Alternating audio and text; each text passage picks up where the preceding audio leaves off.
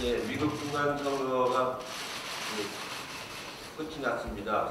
공화당이 상원에서 수성을 했고 민주당은 8년 만에 하원에서 남승석을 차지했습니다.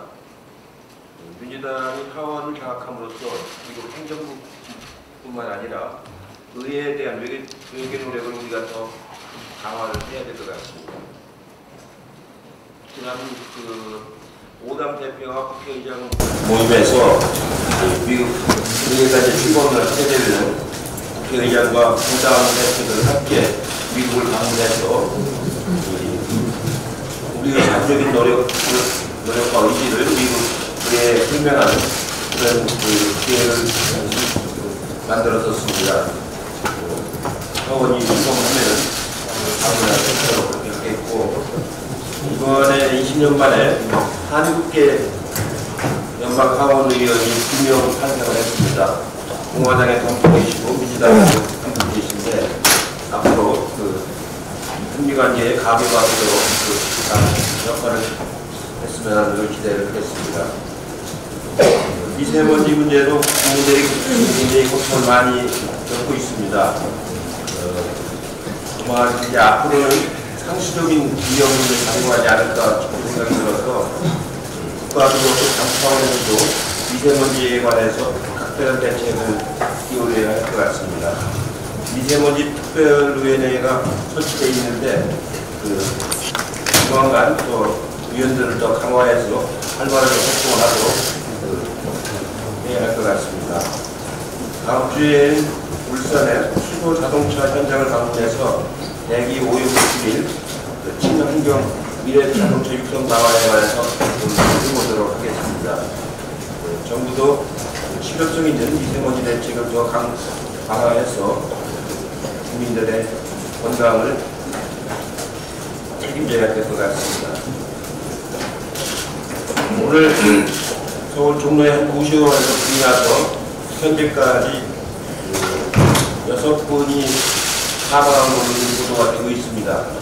겨울철이 다가오는데 이렇게 취약한 지역에 안전점검을 더 철저하게 해서 사고를 예방하도록 소방당국에서도 만전을 기해 주실 것을 부탁드립니다. 이상입니다. 방금 대표님께서도 말씀하셨지만 오늘 새벽 종로 고시원에서 화재 사고가 나서 실행자가 발생했습니다. 현재까지 6명의 사망자가 발생한 안타까운 소식입니다. 더 이상의 사상자가 나오지 않기를 진심으로 바랍니다. 관련 두 가지 측면에서 간단히 말씀을 드리겠습니다. 주거 취약 계층에 대한 대책이 매우 시급합니다.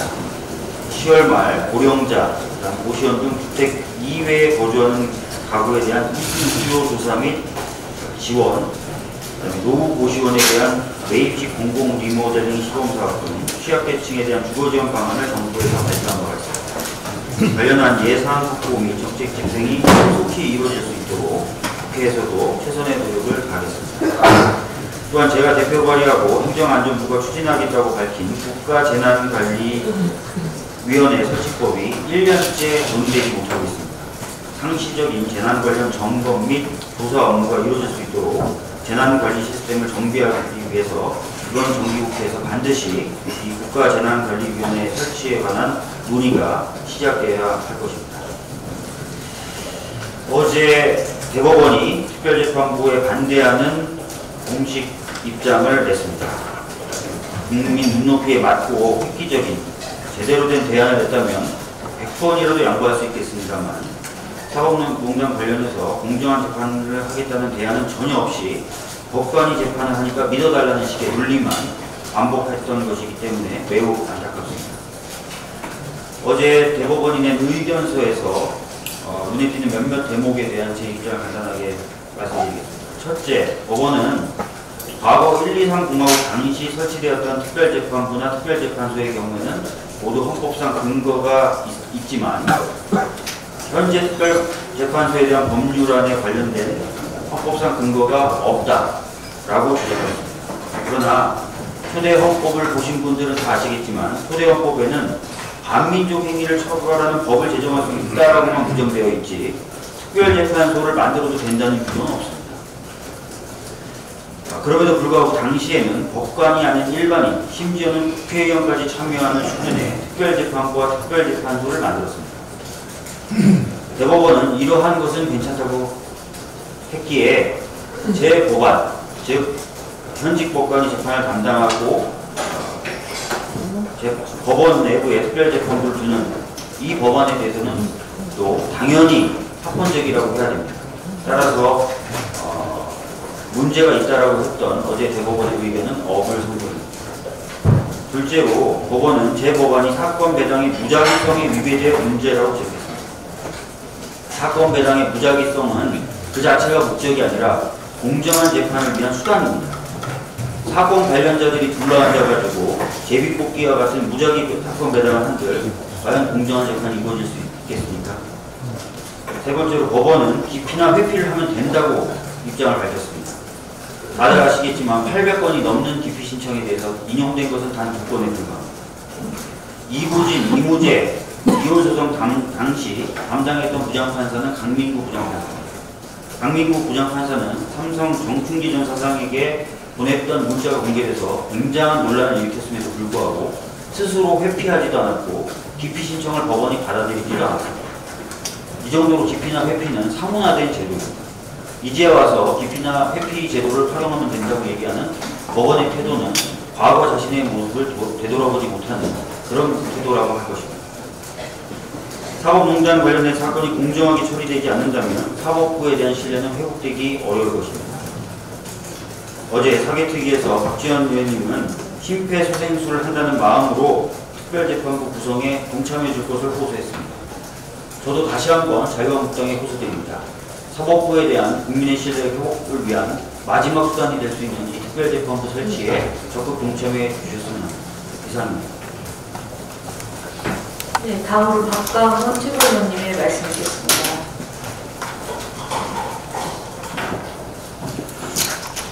네, 국민연금 개혁안과 관련해서 국민들의 관심이 매우 높습니다. 공적 연금 개혁의 핵심은 현 세대든 미래 세대든 국민들이 최소한의 품위를 지킬 수 있는 노후 생활을 보장하는 방안을 만드는 것입니다. 이런 맥락에서 문재인 정부는 기초연금 인상과 국민연금의 보장성을 높이는 정책을 추구합니다. 내수 진작을 위해서도 적정한 연금 지급은 꼭 필요한 것입니다. 베이비부머 세대등 부족 소비층이 대규모로 은퇴하는 상황에서 어르신들이 적정한 소비 능력이 없으면 내수 경제에 많은 나쁜 영향을 주게 됩니다. 그러다 국민연금 개편안은 보험료율만 인상해서 국민에게 부담을 지우는 그런 방식이 아니라 보장성도 강화하고 또 투자 대책도 마련해서 국민연금 가입자를 증대시킬 수 있는 방안까지 포함한 종합적인 대책이 필요하다고 봅니다. 문재인 대통령의 취지는 국민이 안심할 수 있고 우리 경제에도 도움이 되고 미래 세대를 위한 연금 제도를 마련해달라는 당부로 이해하는 것이 옳습니다. 문재인 정부가 연금 개혁을 기피한다는 주장은 적절한 지적이 아닙니다. 허위 조작 정보 가운데 선한 허위 조작 정보를 뽑습니다. 허위 조작 정보는 반드시 특정인, 특정 지역, 특정성, 특정 계층, 특정 그룹을 공격하고 혐오하고 증오하고 차별하고 또 조롱하고 모욕하기 위한 의도를 갖고 있습니다. 한 사례를 보겠습니다. 지난해 6월 새벽 영국 런던에 있는 24층 공공임대 아파트 그랜펠 타워가 순식간에 화열에 휩싸여서 무려 72명이 숨진 참사가 있었습니다. 중국 사회 전체가 아픔을 극복하기 위해서 아직까지도 많은 노력을 기울이고 있습니다. 그런데 최근에 이 참사를 조롱하는 3분가량의 영상이 유튜브를 비롯한 SNS에 유통됐습니다. 동의로 그랜펠 타워와 똑같은 모형을 만들어서 불을 지른 다음에 불타 없어지는 모형을 보면서 임대료를 내지 않으면 이렇게 된다. 크게 웃으면서 조롱한 그런 내용입니다. 과연 이런 행위가 표현의 자유에 해당될 수 있느냐? 매우 심각한 문제죠. 영국은 이들을 공공질서법 위반으로 처벌할 계획인 것으로 알려졌습니다. 영국의 공공질서법 5조는 위협적이거나 폭력적인 말과 행동, 게시물로 불안과 고통을 초래한 행위를 처벌하도록 하고 있습니다. 허위 조작 정보와 결합한 혐오와 증오 표현이 정제되지 못하고 확산되면 건강한 공동체가 유지되기 어렵습니다. 범죄와 갈등을 불러오는 행태는 표현의 자유로 보호받을 수 없다고 할 수 있습니다. 우리 사회에서는 어떻습니까? 세월호 희생자를 비하하고 조롱하는 영상들이 유튜브에 아직도 떠다니고 있고 일베 커뮤니티에는 많은 글이 게시되어 있습니다. 일베 같은 경우 자체적인 능력, 자정 능력을 갖고 있다고 볼 수 없습니다. 최근 국방부가 5.18 대원군 성폭행에 대해서 사과했습니다. 그러나 여전히 5.18을 왜곡하고 유족을 모욕하는 행위는 온라인상에서 공적 규제 대상에서 완전히 벗어나 있습니다. 이 온라인상에서 무차별적으로 번지는 허위 조작 정보에 대한 공적 규제의 필요성 다시 한번 강조합니다. 수고하셨습니다. 다음으로 김혜영 최고위원회 발언이 있겠습니다. 지난 7일 더불어민주당 전력의 든든한 한 축인 보좌진 협의회에 조혜진 회장이 선출되었습니다. 더불어민주당 보좌진 협의회인 민모협 창립 28년 만에 최초의 여성 회장입니다. 여성은 아직 정치적 약자입니다. 저희 더불어민주당은 앞으로도 여성, 청년, 장애인 등 정치적 약자의 권익신장에 앞장서겠습니다. 어제 교육위원회 전체 회의에서 유아교육법, 사립학교법, 학교급식법 총 3건의 유치원 관련 3법이 상정되었습니다. 이번 개정안에는 정부가 유치원에 주는 지원금을 횡령 시 처벌할 수 있는 보조금으로 전환하고 부당 사용 시 반환하도록 했습니다. 또 징계를 받은 유치원장이 유치원 이름만 바꿔서 다시 개원하는 간판가리를 제시하고 교육부와 교육청이 구축한 회계관리 시스템 의무 사용 규정도 포함시켰습니다. 그러나 같은 날 한국유치원총연합회는 유은혜 부총리와 박용진 의원을 원색적으로 비난하였습니다. 과거 국가가 책임지지 못했던 유아교육의 한 축을 담당해온 사립유치원의 역할 자체는 높이 평가받아 나타납니다. 그러나 유치원은 학교입니다. 사립유치원은 국민의 불신을 해소하고 그간 관행으로 이어진 잘못된 부분을 고쳐나갈 때입니다. 자라나는 아이들을 위해 공공성과 투명성을 담보한 유아교육 환경을 마련해야 한다는 데에는 여야 간 이견이 없을 것입니다. 야당 또한 유치원 공공성 강화를 위한 관련 개정안 통과에 힘을 모아주시길 바랍니다. 서울시 교육청이 2022년까지 자사고와 외고 가운데 최소 5곳을 일반고로 전환하겠다는 목표를 제시했습니다. 그간 설립 취지에 맞지 않게 운영되어 고교 서열화와 일반고 황폐화, 옥석 가리기 위주의 교육 풍토의 큰 원인으로 지목되어 온 자사고와 외고에 대해서는 운영 성과 평가를 엄격하게 해서 그에 따른 조치를 해야 할 것입니다. 마지막으로 지난 7일 부산시와 부산시의회, 부산시 교육청이 급식도 교육이라는 철학 아래 내년부터 부산의 모든 고교 1학년생을 시작으로 무상급식 시행계획을 발표했습니다. 저출산이 심화되어 가고 수도권 과밀화로 지역이 황폐화되어가는 이때 부산에서의 무상급식 시행을 환영합니다. 이상입니다. 다음으로 남익순 최고위원회 발언 듣겠습니다.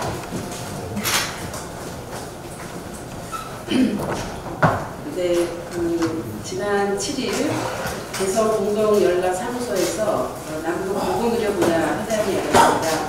2007년 12월 남북보건의료 환경보호협력불가위원회 후 11년 만에 열린 것입니다.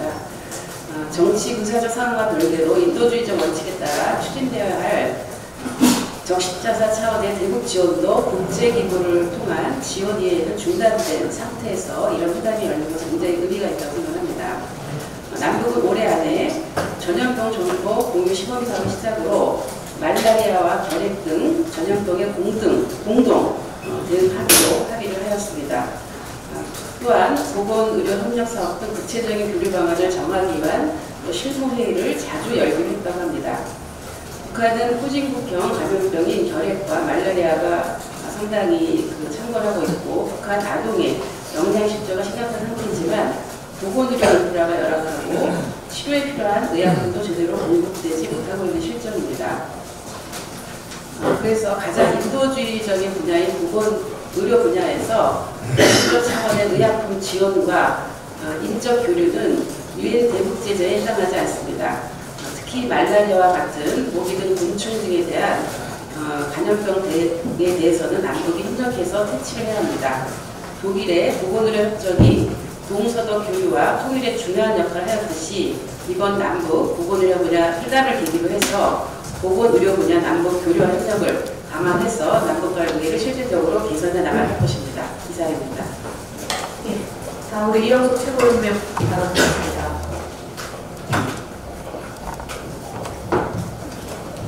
예, 대표님께서도 안타까움을 표시하셨습니다만 오늘이 소방 공무원의 날입니다.